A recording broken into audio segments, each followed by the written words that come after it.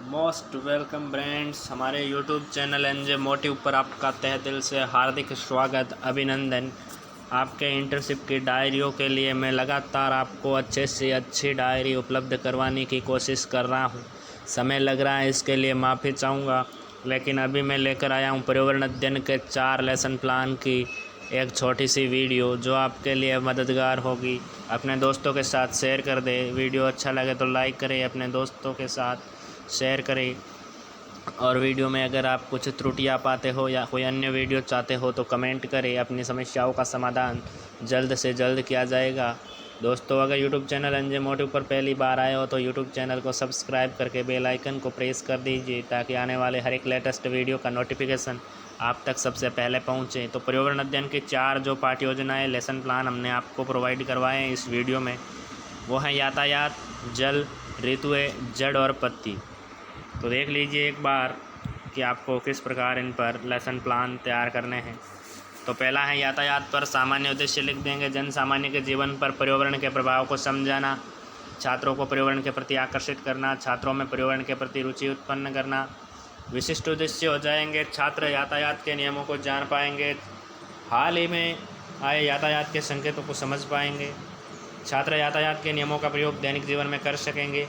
सहायक सामग्री चौक, डस्टर, चित्र, श्यामपट्ट, पाठ्य पुस्तक आदि सहायक सामग्री में आ जाएंगे। शिक्षण विधियाँ होगी, व्याख्यान विधि, स्पष्टीकरण विधि, प्रयोगात्मक विधि व विश्लेषण विधि के साथ साथ प्रदर्शन विधि। पूर्व ज्ञान देखते हैं। विद्यार्थी सड़क पर चलते समय के यातायात के नियमों की सामान्य जानकारी रखते हैं। प्रस्तावना प्रश्न हैं कुछ 4-5।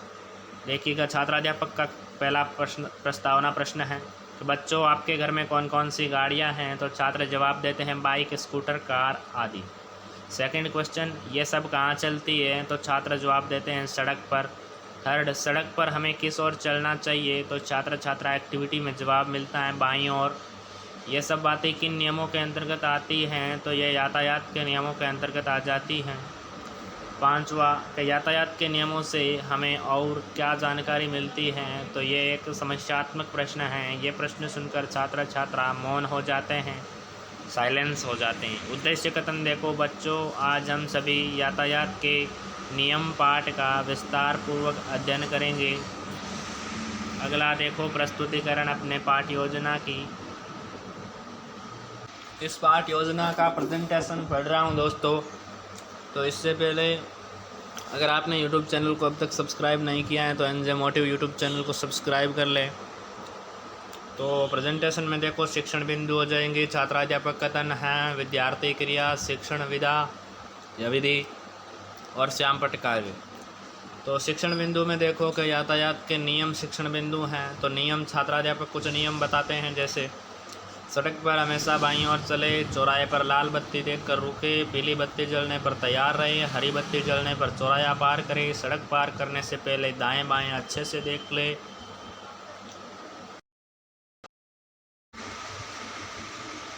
जब वाहन नहीं आ रहे हो तब सड़क पार करें, पैदल चौराहा पार करने के लिए जेब्रा क्रॉसिंग का प्रयोग। तो ये हो गया, सड़क पार करने से पहले दाएं बाएं अच्छे से देख ले, जब वाहन नहीं आ रहे हो तब सड़क पार करें, पैदल चौराहा पार करने के लिए जेब्रा क्रॉसिंग का प्रयोग करें। यह तो आपके हो गए यातायात के नियम। छात्र क्रिया में हो जाएगा, छात्र छात्रा ध्यानपूर्वक छात्राध्यापक द्वारा बताए गए नियमों को सुनेंगे, वे समझेंगे। फिर शिक्षण विधि में आ जाता है व्याख्यान विधि और स्पष्टीकरण विधि। फिर अगला है कि ध्यान रखने योग्य बातें, तो वाहन चलाते समय हेलमेट या सीट बेल्ट का प्रयोग करें। सेकंड, सड़क पर वाहन चलाते वक्त मोबाइल या हेडफोन का प्रयोग न करें। तो ये उत्तर पुस्तिका में नोट करेंगे। छात्र छात्रा क्रिया में प्रयोगात्मक विधि है।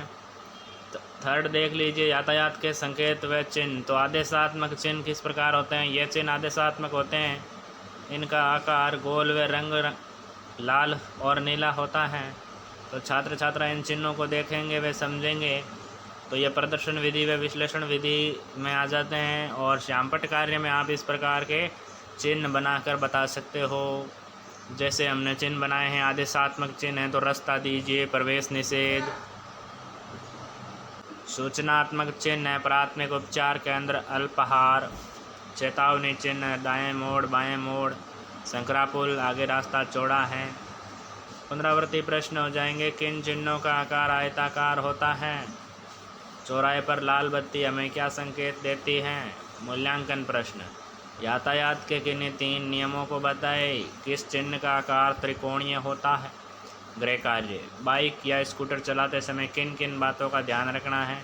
किन चिन्हों का आकार गोल होता है? यहाँ पर्यवेक्षक की टिप्पणी के लिए जगह छोड़ दीजिए। छात्राध्यापक हस्ताक्षर और पर्यवेक्षक हस्ताक्षर हो जाएंगे। तो बढ़ते हैं अगले लेसन प्लान की तरफ, जो कि पर्यावरण अध्ययन का ही है। जल टॉपिक है हमारा, प्रकरण जल है। इसमें ये पूर्ति आप आसानी से कर लोगे। हमारे यूट्यूब चैनल पर ऐसे ही सभी डायरियों का वीडियो बनाकर प्लेलिस्ट बनाई गई है, जिसमें काफ़ी सारे वीडियो आपको लगभग सभी डायरियों के वीडियो मिल जाएंगे।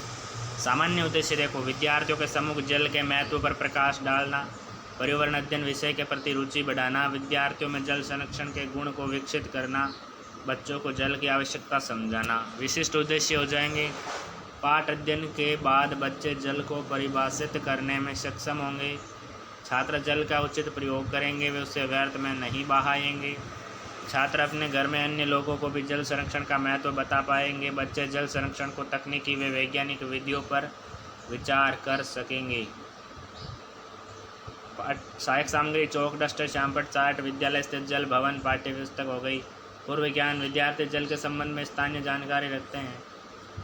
शिक्षण विद्या हो जाएगी। व्याख्यान, स्पष्टीकरण, उदाहरण। छात्राध्यापक कथन और विद्यार्थी क्रिया के दौरान प्रस्तावना प्रश्न किए गए। कुछ मनुष्य किन 5 तत्वों से मिलकर बना है? तो पृथ्वी, वायु, अग्नि, जल, आकाश बताए छात्रों ने। फिर प्रकृति से हमें कौन कौन सी चीज़ें मिलती हैं? तो बच्चों ने बताया पेड़ पौधे, पर्वत, झीलें, नदियाँ। जीवन जीने के लिए सबसे महत्वपूर्ण तत्व क्या? अगला प्रश्न तो यहाँ पर बच्चों ने जवाब दिया जल। जल के महत्व एवं उपयोगिता को स्पष्ट करो, तो समस्यात्मक प्रश्न था।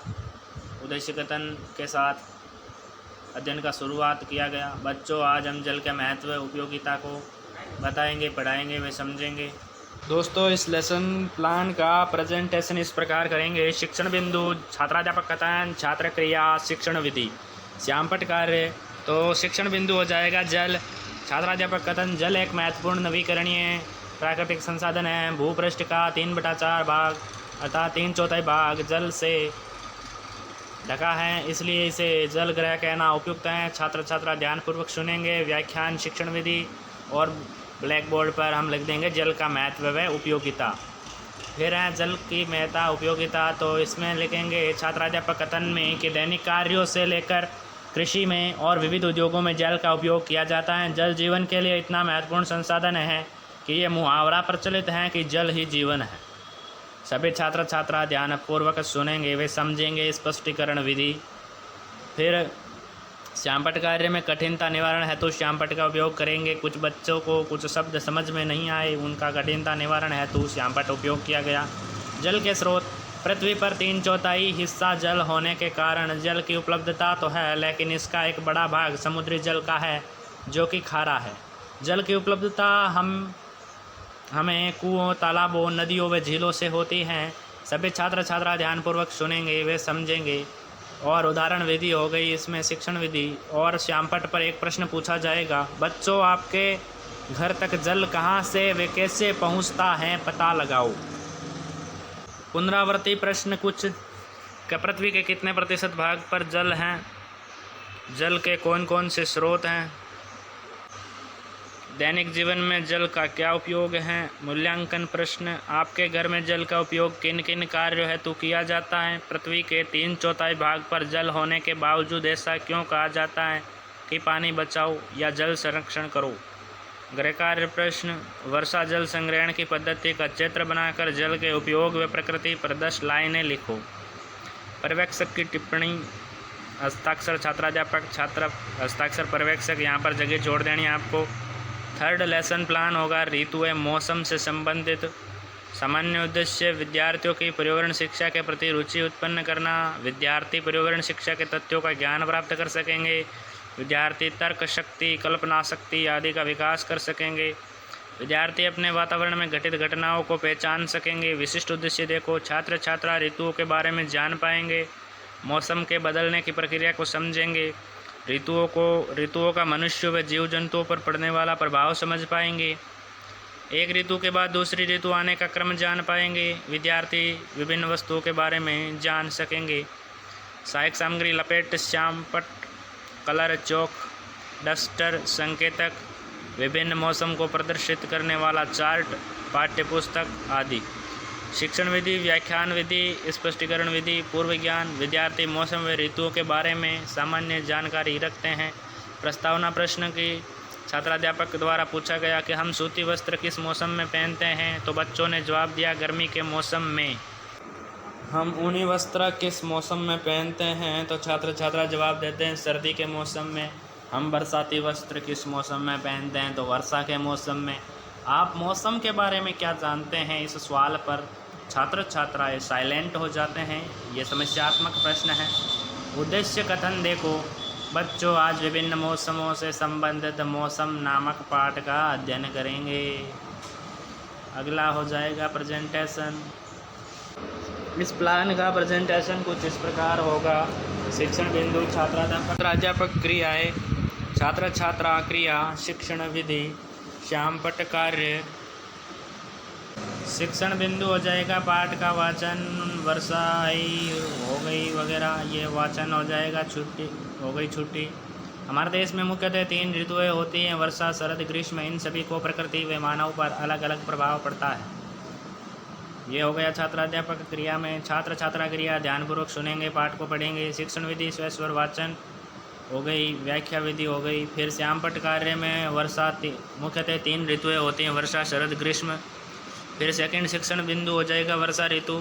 तो इसमें छात्राध्यापक कथन होगा वर्षा ऋतु में घने बादल आ जाते हैं, गर्जना के साथ साथ बिजली चमकती है और तेज बौछार के साथ बारिश शुरू हो जाती है। तो छात्र इसको सुनेंगे वे समझेंगे। स्पष्टीकरण विधि थी। प्रश्न होगा श्यामपट्ट पर एक वर्षा ऋतु के आपके अनुभव बताइए। तो सेकंड शिक्षण बिंदु के बाद थर्ड शिक्षण बिंदु है शरद ऋतु। बारिश के बाद शरद ऋतु आ जाती है, ठंडी हवा चलने लगती है, सभी ऊनी गर्मी कपड़े पहनते हैं। इस ऋतु में मक्का, जौ, चना, गेहूँ बोए जाते हैं। छात्राध्यापक के कथन पर कहने पर छात्र छात्रा अनुसरण करेंगे। स्पष्टीकरण विधि हो गई, स्पष्टीकरण विधि हो गई। श्यामपट्ट पर लिखा जाएगा शरद ऋतु। फिर गर्मी, ग्रीष्म ऋतु। मौसम फिर बदलता है और ग्रीष्म ऋतु आ जाती है। हम धूप से बचने की कोशिश करते हैं। इस ऋतु में धूल भरी आंधियाँ व लू चलती हैं, समझेंगे वे सुनेंगे। स्पष्टीकरण विधि हो गई। ग्रीष्म ऋतु श्यामपट्ट पर लिखा जाएगा। पुनरावर्ती प्रश्न देखो कि बरसात के मौसम में कौन खुश हो जाते हैं, बालकों से पूछे जाएंगे पुनरावर्ती के तौर पर प्रश्न। बारिश के बाद अर्थात वर्षा ऋतु के बाद कौन सी ऋतु आती है, मूल्यांकन प्रश्न।